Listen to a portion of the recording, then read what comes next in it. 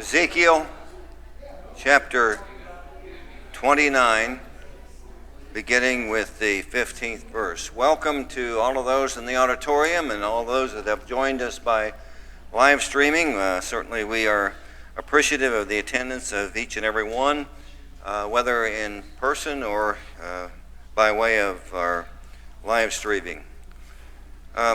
Ezekiel 29 is a continuation of the prophecy relating to Egypt.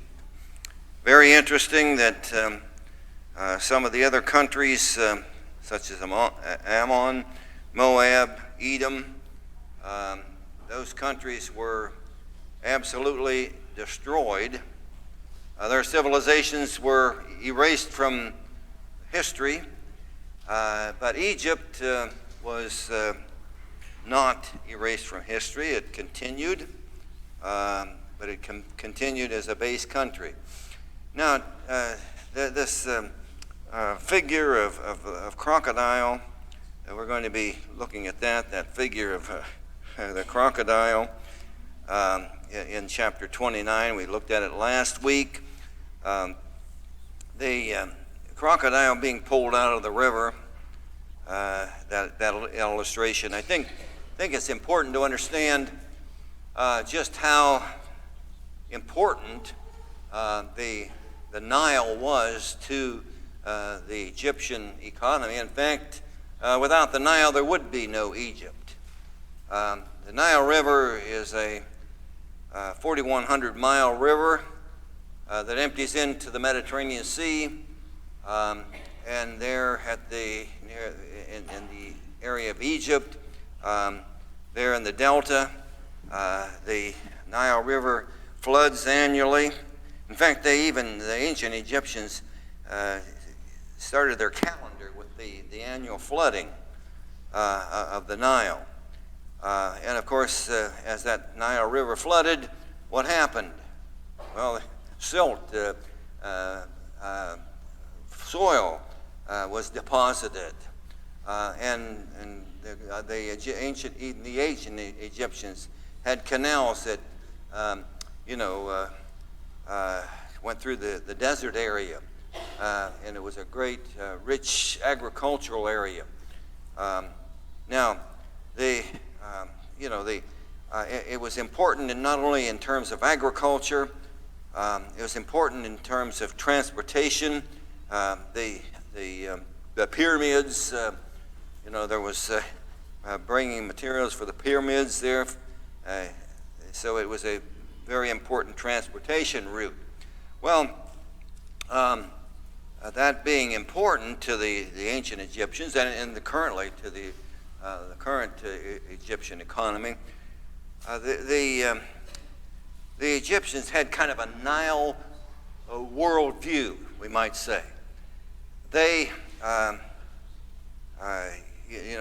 they were so dependent on the Nile. It was so important to them that it was just kind of their view of the whole world. The river, obviously, it was inhabited by various marine life and of course the crocodile and that sort of thing, and we've run into that idea of the crocodile, in Elijah or Ezekiel's prophecy. So understanding a little more about the Nile and its importance to Egypt maybe helps us understand a little more about what Ezekiel is saying here. Last week we dropped off at verse 15 of chapter 29 of Ezekiel. The first part of Ezekiel, of course, had to do with the prophecy about Nebuchadnezzar coming into Egypt. The illustration, the crocodile or the giant beast of the river. Egypt, in the latter part of the first, just up to verse 15, it was prophesied that Egypt would continue, but it would be a base kingdom. So we'll pick up at verse 15. In fact, it says the basest, the lowest of kingdoms. It shall be, verse 15, it shall be the basest of the kingdoms. Neither shall it exist, neither shall it exalt itself any more above the nations. For I will diminish them, that they shall no more rule over the nations. Now, Egypt was in constant battle with the other rival nations, in conflict with Assyria. When Assyria was in power, it was in conflict with the Babylonians when they were in power.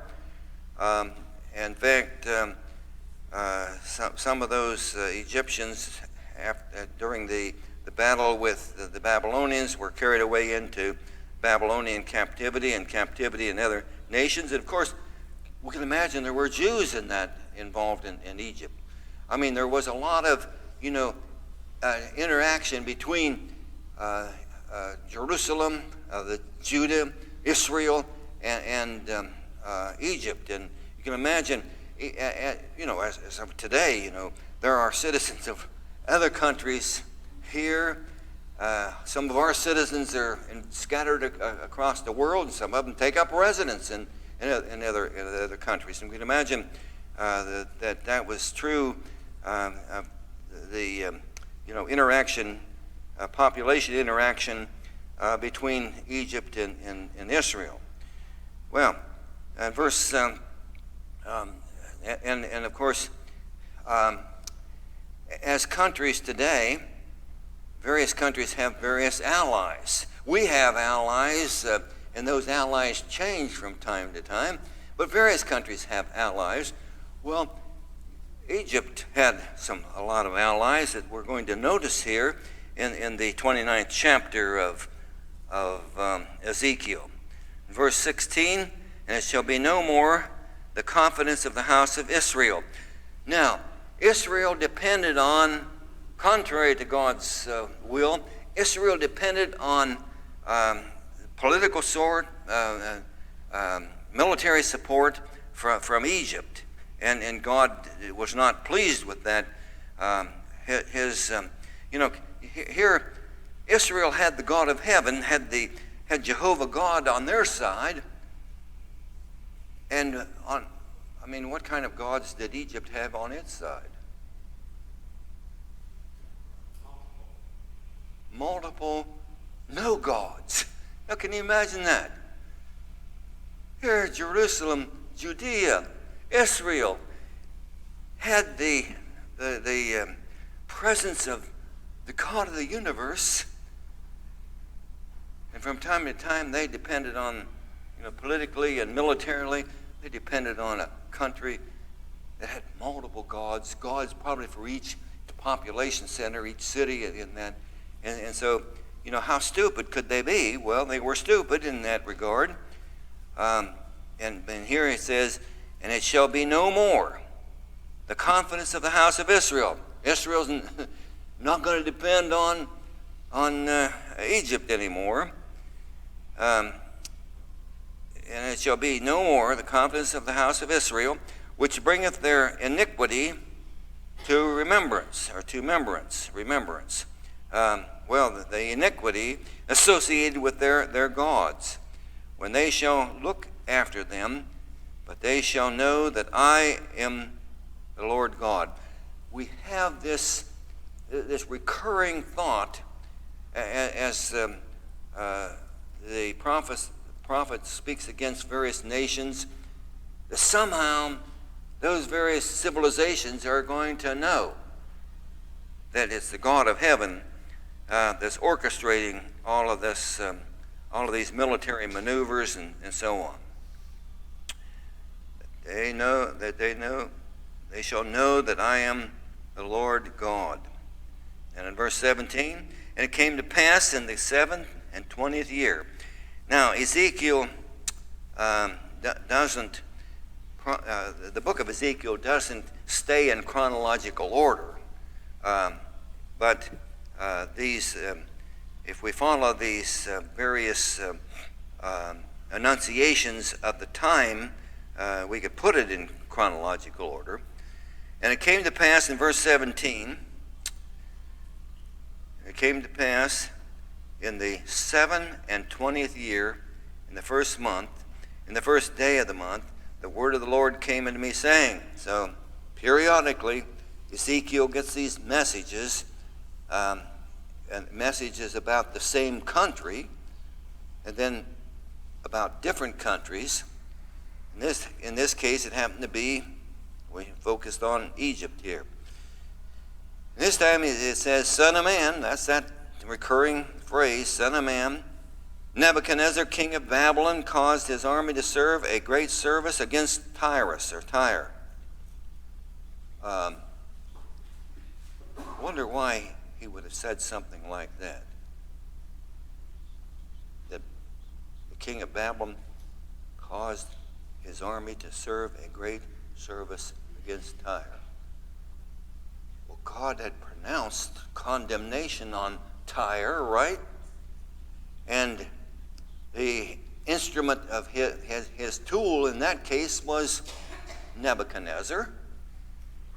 Now, history would indicate that Nebuchadnezzar spent 13 years, he and his army spent 13 years trying to completely dominate, capture Tyre. And according to history, some of those people in that area took their goods and left. And so there wasn't a great amount of booty, there wasn't a great amount of spoils due to the military conquest. And so 13 years, he didn't, that is Nebuchadnezzar, didn't, complete the job of the conquest there of Tyre, but later on other military action did complete that. But let's read that again. Son of man, Nebuchadnezzar, king of Babylon, caused his army to serve a great service against Tyre. Every head was made bald, and every shoulder was peeled. Yet had he no wages, nor his army, for Tyrus. Well, what's that idea? No wages, no reward, not much spoil, not much loot, for whatever reason, for his servants that he had served against it. Therefore, now, since Nebuchadnezzar and his army didn't profit so much from their battle, their 13-year encounter with Tyre, and throw in Sidon there as well. Therefore, what? Thus saith the Lord God, behold, I will give the land of Egypt into Nebuchadnezzar. Going to get rewarded. God is going to give Nebuchadnezzar this land of Egypt, king of Babylon, and he shall take her multitude, that is the population, take her spoil, and take her prey. Now we can imagine that given the economy produced by the Nile, okay, we could imagine then this was a very rich country, and the pyramids and all of the structures left behind there, the Sphinx and so forth, would indicate that that was a very wealthy. They had a very wealthy existence. Then in verse 20, I have given him the land of Egypt for his labors, for his labor. What labor? His labor against Tyre that God had decreed. I have given him the land of Egypt for his labor wherewith he served against it, because they wrought, or they worked for me, saith the Lord God. No question about this whole matter. God used Nebuchadnezzar to accomplish his will in Tyre, Sidon, and the various other nations there. Because it says, because they worked for me, God says they worked for me, saith the Lord God. In that day will I cause the horn of the house of Israel to bud forth. In that day I will cause the horn of the house of Israel to bud. Now, that horn has to do with what? Any of you ever had any experience with a bull with horns? Or even a deer. Some of you deer hunters. You know, I read where a natural resource guy got killed by a deer over in Cambridge, in Guernsey County one time. Well, the horns, you know, it has to do with power. In that day will I cause the horn of the house of Israel to bud forth. Now, what's that about? Well, Israel, and there are various ideas as to what this means, but one idea is that, you know, Israel is going to be restored, and Egypt is not going to be a factor. In you know, is there anything in history where when the Jews came back to Jerusalem, from after the 70-year stint in Babylon, they come back with Nehemiah and Ezra and Zerubbabel. Did they have any trouble with Egypt? Don't think so. No trouble with Egypt. So that might this idea that in that day will I cause the horn of the house of Israel to bud forth. I will give thee the opening of the mouth in the midst of them, and they shall know that I am the Lord. Now, again, this notion, this phrase, that they'll know that I am the Lord. I don't know how. I've said that several times. I don't know how that would be manifest. Do you think it could be that it would be manifested when it all came to pass, since God was saying, here's what's going to happen in the future. And when it unfolds, like I've told you, you should know that I'm the one who's brought all this about. And that would imply that these people somehow got the message. God's message wasn't just to Ezekiel. Ezekiel was the messenger. And his messenger got to those people, and as Tim indicated, it had to do with they understood. God, through Elijah, made them to understand, and then when it came to pass, they really did understand, and they, as a result, at least had some understanding of God. Now, remember when in the book of Daniel, did Nebuchadnezzar ever come to an understanding about the God of heaven? Huh? After the 7-year stint as a what? As an animal? Now, that doesn't mean he obeyed the God of heaven, but he sure understood about the God of heaven and acknowledged obedience wasn't necessarily a factor there. Well,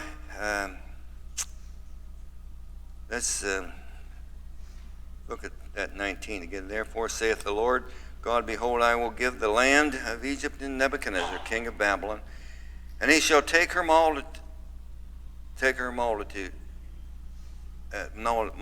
and take her spoil, and take her prey, and it shall be the wages for his army.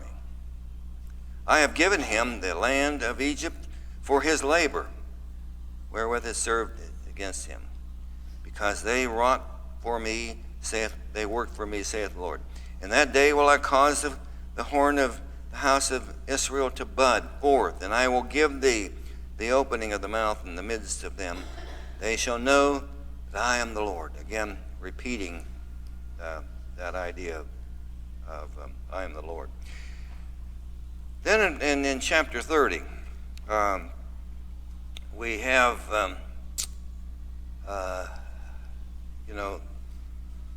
the day of judgment. We have the day. This is a description of what's really going to happen. The time has come. The prophecy was put out there, and now the time has come. The word of the Lord came again unto me, saying, Son of man, prophesy, and say, Thus saith the Lord God, how ye, woe worth the day. Well, now the pain starts setting in. Verse 3, For the day is near, even the day of the Lord. That day of the Lord has various various meanings in the Old Testament. One reference to the day of judgment, but in this case, the day of judgment with regard to this country of Egypt. Now, it's going to be a cloudy day. There's something about a cloudy day that's not, to the average person, is not quite like a bright sunshine day, right? Something about that cloudy day that just kind of dampens enthusiasm and affects the mood of people. For the day is near, even the day of the Lord is near. A cloudy day, it shall be the time of the heathen. Now, the heathen are going to be judged. Now, not only is Egypt going to be destroyed, but they have a number of neighboring allies that's going to also be affected by this assault on Egypt. In verse 4, it was very explicit. The sword shall come upon Egypt, and great pain shall be in Ethiopia. Now, Ethiopia kind of depended, according to historians, kind of depended on protection from Egypt. They were kind of laid back and depended on Egypt. But the great pain shall be in Ethiopia as well.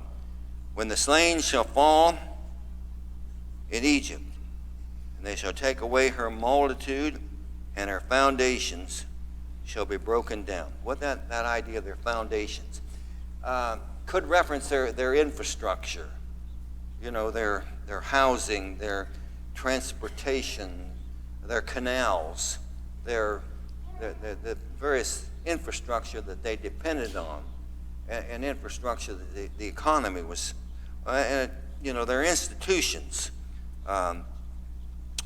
as well as their structures, their whole way of life, and it identifies some of those allies that are going to be harmed: Ethiopia, Libya, Lydia, and all the mingled people, and Chub, the men of the land that is in the league, shall fall with them by the sword. So Egypt and its allies would be all a part of this assault, this Babylonian assault. Now, there's mingled people. That probably has something to do with, foreign nationals, or has to do with people, being from other nations, being settled in and part of the economy and part of the way of life of the Egyptian population. But there may have been, well, there probably were Israelites in that mix as well. Verse 6, Thus saith the Lord, they also that uphold Egypt shall fall. Now, anybody that's supporting Egypt, they're going to be victims here. And the pride of her power shall come down from the tower of Syene, shall they fall, in it by the sword, saith the Lord God. I know nothing about that Saini, or Sni, Sai-E-Ni. Don't know anything about that. Anybody know anything about that tower? It must have been a prominent, it must have been, Don? I've got a notation in my Bible that says, from the Tower of Syene, verse 6 may be retranslated from Migdol to Syene or Aswan. These apparently were the northern and southern towns that basically it says the entire country falls. Someone's translation of my Bible. Don says in his notes in his Bible that this may have had to do with the population centers, you say, in the north? From the northern and southern borders of the country. Okay. Basically, they're saying the whole country is going to be wiped out. And according to that information that Don is giving us, it's just symbolic of the whole nation being wiped out. Then in verse 7, and they shall be desolate, empty, that is, in the midst of the countries that are desolate, and our cities shall be in the midst of the cities that are wasted. Sounds like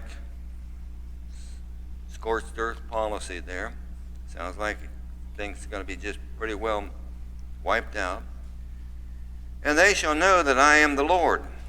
Again, that statement. When I have set a fire in Egypt, and when all her helpers shall be destroyed. Her allies are going to be destroyed along with them. Verse 9, in that day shall messengers go forth from me in ships to make the careless Ethiopians. The careless there, having to do with, being laid back. In that day shall messengers go forth from me in ships to make the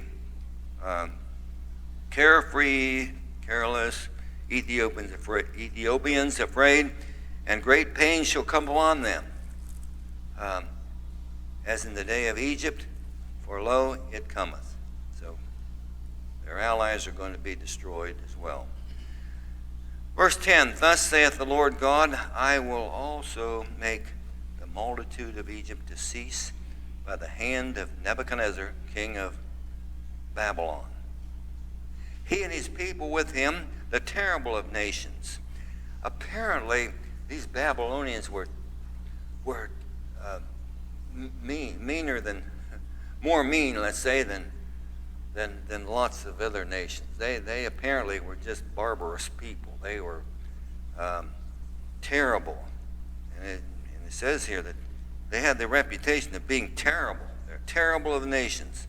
Shall be brought to destroy the land. And they shall draw their swords against Egypt and fill the land with the slain. Verse 12, and I will make the rivers dry. Now, God says, I will make the rivers dry. Could God have taken this 4,100-mile river, Nile River, and interrupted its cycle of annual flooding? I mean, that would be a small feat for God to do, right? And so now there's going to be an interruption of the efficacy of the Nile River, the benefits of the Nile River. There's going to be an interlude here where the Nile River isn't, functioning as it had been in the past, and God was going to do that. Then verse, let's look at verse 12 again. And I will make the rivers dry, and of course the rivers had canals. They were smart enough to, get an irrigation system and make the desert area agriculturally productive. I will make the rivers dry and sell the land into the hand of the wicked. I will make the land waste and all that is therein by the hand of strangers. I, the Lord, have spoken it. Looters are going to be coming in. Strangers are going to be coming in. people are going to be taking advantage of the destruction of Egypt. Now, can you imagine such a thing? Now, do sometimes people take advantage of a natural destruction, a natural flooding or whatever, or a crisis in law enforcement? Pardon me? Without a doubt. Bill says without a doubt.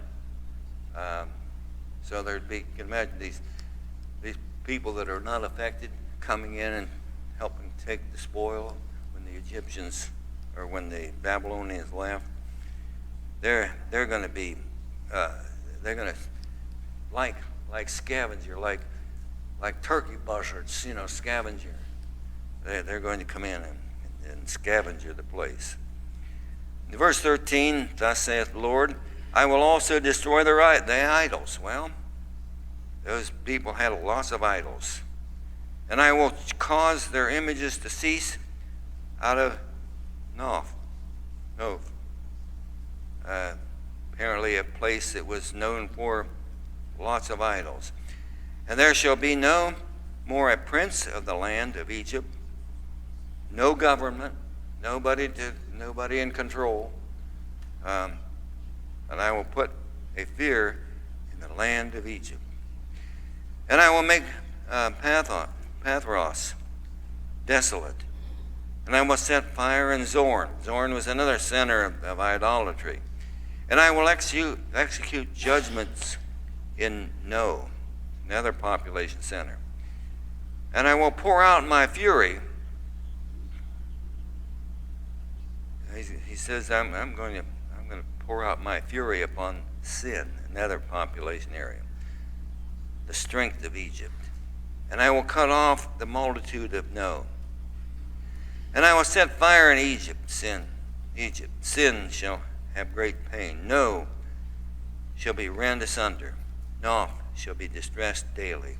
These are population areas. And the young men of Avon and of Pibeseth shall fall by the sword. These cities shall go into captivity. So some of these, obviously, some of the population would be carried into captivity, others destroyed. At Tehaphnehes also the day shall be darkened, when I shall break thee the yokes of Egypt, and the pomp of her strength shall cease in her. As for her, a cloud shall cover her, and her daughters shall go into captivity. Whether daughters mean there the Egyptian population, or sometimes the allied nations are said to be daughters. So either way, somebody's going to be going into captivity.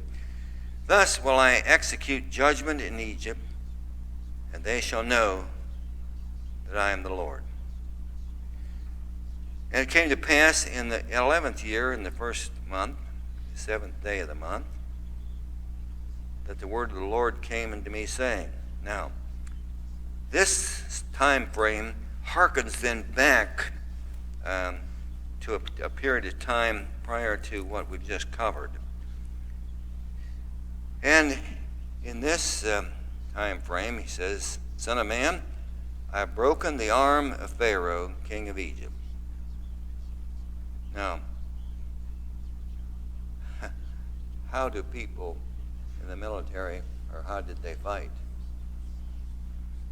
Did they do a lot of kicking, or did they, it was their arms, the sword, you see. He says, I have broken the arm of Pharaoh. That is, Egypt is not going to be able to resist. They'll have broken arms. And lo, it shall not be bound up to be healed. That broken arm, figuratively speaking, not going to be healed. And there's no roller or bandage, a way of healing it to make it strong to hold the sword. Therefore, thus saith the Lord God, behold, I am against Pharaoh, king of Egypt, and will break his arms, not only just arm, but now breaking his arms, the strong and that which was broken, and I will cause the sword to fall out of his hand. So, Egypt will not have any power to resist. And I will scatter the Egyptians among the nations, and will disperse them through the countries. So captives are going to be scattered. Babylon, neighboring countries, other countries of that known world at the time. And I will strengthen the arms of the king of Babylon, and put my sword in his hand. But I will break Pharaoh's arms, and he shall groan before him with the groanings of a deadly wounded man. I will strengthen the arms of the king of Babylon, and the arms of Pharaoh shall fall down, and they shall know that I am the Lord. What's the purpose of all this? They would know that I am the Lord. When I shall put my sword into the hand of the king of Babylon, and he shall stretch it out upon the land of Egypt, and I will scatter the Egyptians among the nations, and disperse them among the countries. They shall know that I am the Lord. And we learned before that it says 40 years, in a time span, whether it be exactly 40 years or in the range of 40 years, but some of them would come back, and the Egyptian civilization would remain, would be somewhat restored, but it would be a very low-profile country in terms of the world's economy and the world's power structure and so forth. Now, in chapter 31,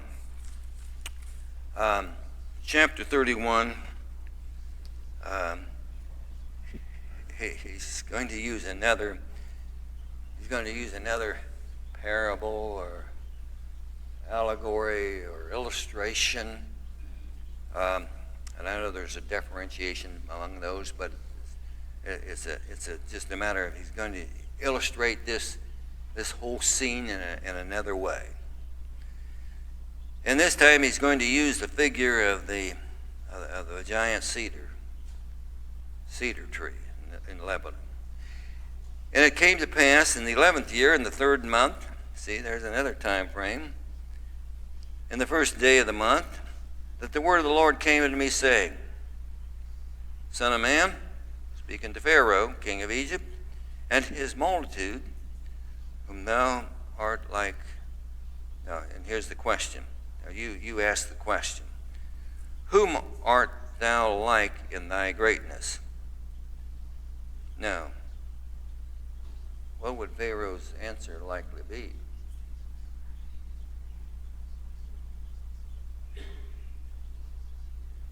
Do you suppose the Egyptians and the kings of Egypt really thought they were a good match for Assyria and some of those other world powers? They might have thought that, but the question that is before the king of Pharaoh now, or the Pharaoh of Egypt, the king of Egypt, is, whom art thou like in thy greatness? Who do you think you emulate? Behold, the Assyrian was a cedar in Lebanon. Now, cedar in Lebanon was often used, those cedars in Lebanon were often used in biblical Old Testament illustrations. Behold, the Assyrian was a cedar in Lebanon. the king of Egypt, or the Pharaoh of Egypt, was going to get a lesson here now. The lesson starts out, "Behold, the Assyrian was a cedar in Lebanon, with fair branches, and with a shadowing shroud, and of a high stature, and his top was among the thick boughs." Now, was Assyria a great world power? Obviously it was. Did that great world power fall to the Babylonians? Obviously it did. Was Babylon a great world power? Obviously, but it fell to the Persians, the Medo-Persian civilization. But specifically here, he's relating this Assyrian nation to this giant cedar. He's describing this giant cedar. "The waters made him great, and the deep set him upon high with her rivers, running around about his plants, and set out her little rivers to all the trees of the field." This obviously, trees need water. "Therefore his height was exalted above all the trees of the field, and his boughs were multiplied, and his branches became long because of the multitude of waters when he shot forth. And all the fowls of heaven made their nest in his boughs, and unto his branches did all the beasts of the field bring forth their young, and under his shadow dwelt all the great nations." Now, of course, he's describing that Assyrian civilization, that great world power, and all the other nations of the world there were kind of, they were subsidiary to and inferior to that great power. "Thus was he fair in his greatness, in the length of his branches, for his root was by great waters. The cedars in the garden of God could not hide him." Now the illustration, he takes us back to the Garden of Eden, or at least a reference to the Garden of God. And this civilization, the cedar, describing this, illustrating this civilization, the Assyrian civilization. "And his chestnut trees were not like his branches, nor any tree in the garden of God was like unto him in his beauty." The illustration is here. Look, this cedar was magnificent beyond all the other vegetation, all the other forestry of the universe, the nation, the world. "I've made him fair by the multitude of his branches, so that all the trees of the garden that were in the garden of God envied him. Therefore, thus saith the Lord God, because thou hast lifted up thyself in height, and hast shot up his top among the thick boughs, and his heart is lifted up in his height, I have therefore delivered him to the hand of the mighty one of the heathen, and he shall surely deal with him. I have driven him out for his wickedness. The strangers of the terrible of the nations have cut him off, and have left him upon the mountains and in the valleys in his branches." So, if, in fact, this magnificent civilization of the Assyrians could fall, what about Egypt, you see? He said, the king of Egypt. If that civilization can fall, what about you? Well,